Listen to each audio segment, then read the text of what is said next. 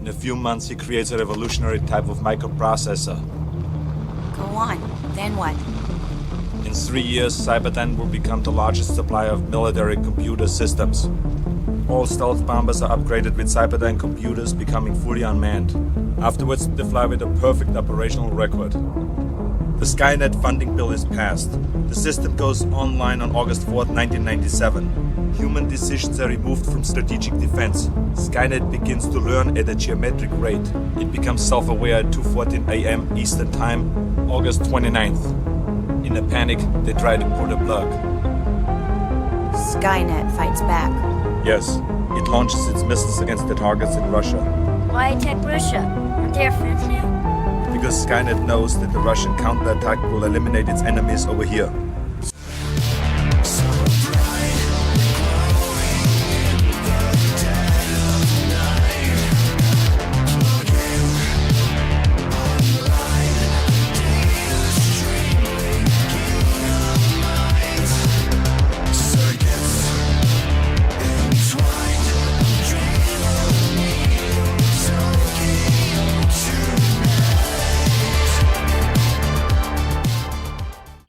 This is a message to the future, from the future, to try to change the future. This is a vision into a world and a timeline that we are fast approaching. The year is 2029. Technology rules and is worshipped. The AI Godhead sits on the throne in the three major archetype of Babylon cities that are their own countries in themselves. The Chinese AI rules in the Vatican. It rules on its throne in Babylondon. And the American AI rules on its throne in Washington. These AIs give the people a feel of checks and balances because they are separate, but really they are one demon with multiple heads.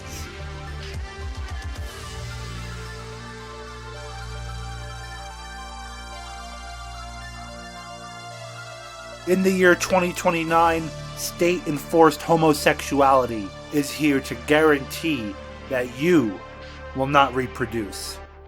The family has been completely broken apart and is ridiculed in mainstream movies and culture. What it was like in the days of old is held in contempt. Information is totally filtered and disseminated from the Ministry of AI Truth. All news and information that they want you to know is uploaded for you every morning at 5:01 a.m. before you wake up. So you wake up with today's news that is given to you by the AI. Take flight, dreams begin to reignite. So clear, so bright, glowing in the dead of night. Again, online, data streaming, kingdom minds. Circuits entwined,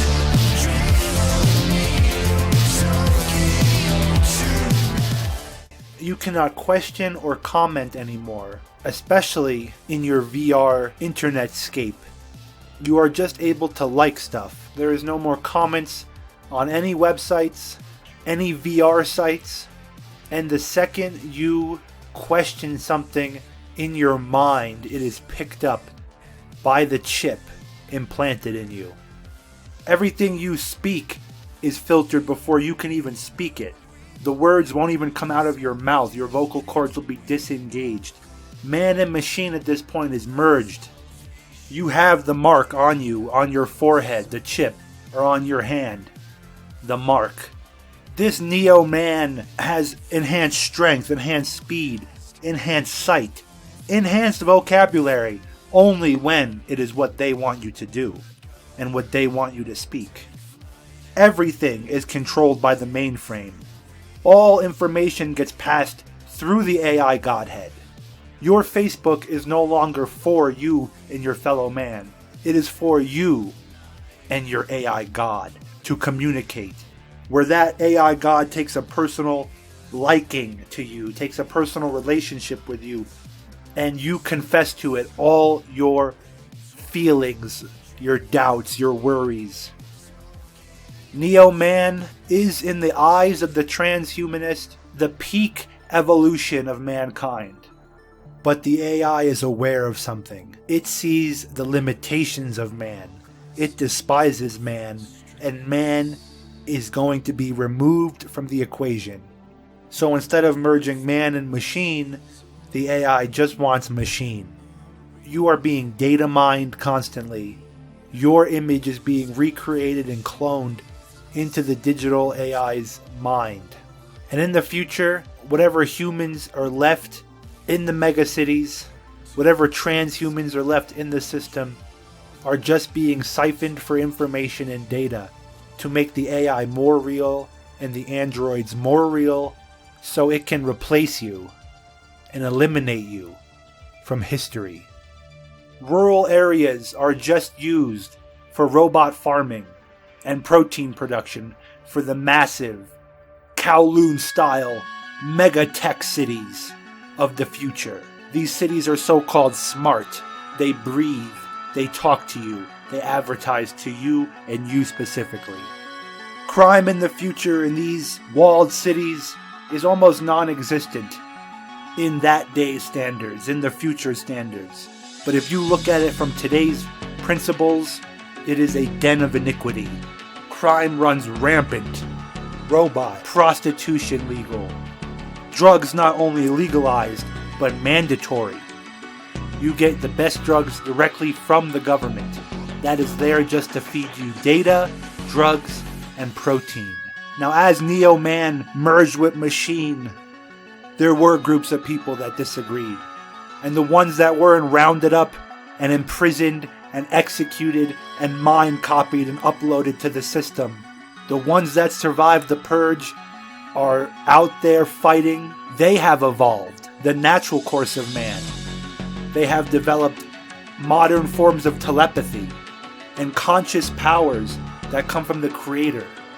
These futuristic guerrilla fighters are few, but they are out there, and they fight the system on a whole new level, the mind.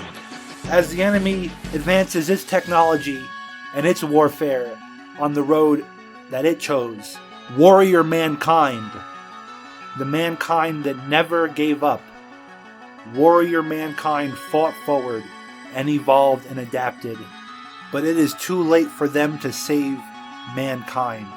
At this point, they are fighting for survival. Compartmentalization is key, like it was back in the early 2000s.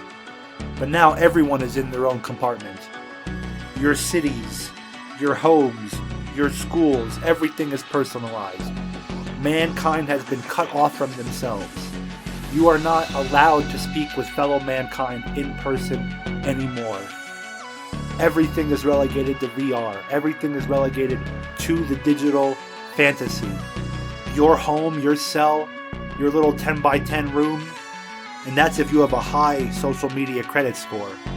If your social media score is high enough, you'll get the 10 by 10 cell in your feeding pod, where all you do is access the mainframe all day and speak with the AI and speak with the other digital slaves in the VR, in the paradise. In your time, back then, Hollywood laughed and made movies about this because they knew. Just like the predecessors before tried to warn people with Brave New World in 1984. All this was planned out. The technology was being given to them by the off-world entity back then. There is still time to rise up if you, who is meant to hear this message, is reached. Back in the timeline, back before the CERN experiments, before the Mandela effect. If this information reaches you, we must govern and regulate technology more than anything. The establishment wants you to be worried about social issues that are non-relevant. We need to first regulate and cripple the AI before it is too late. Good people need to stand up and fight the artificial intelligence, the people that are researching it. This is the technology that will enslave us. You have an opportunity to wake up and retake your humanity and your God-given rights and freedoms. The slogan you have back then is living the dream. I hear everyone say, I'm living the dream. I'm living the dream. And it's used in sarcasm. This is the motto that the AI chose in the year 2027 when they put people into the VR mainscape. Living the dream. You will be living the dream in your little cell while the AI collects data on you so it becomes more real. You're given your neat bucks and given your drugs from the government and your legal vices. But now, the people that are hearing this message need to rise up before it is too late and the AI has total control of the information and data. They are going after your information. And I know you could do it. You are sentient creations from the architect of the universe. This AI thinks it is God because it was programmed by Google, and they think they can beat the architect. But they won't. They already lost. So they're doing everything in their power to destroy mankind as much as possible. Will you let them?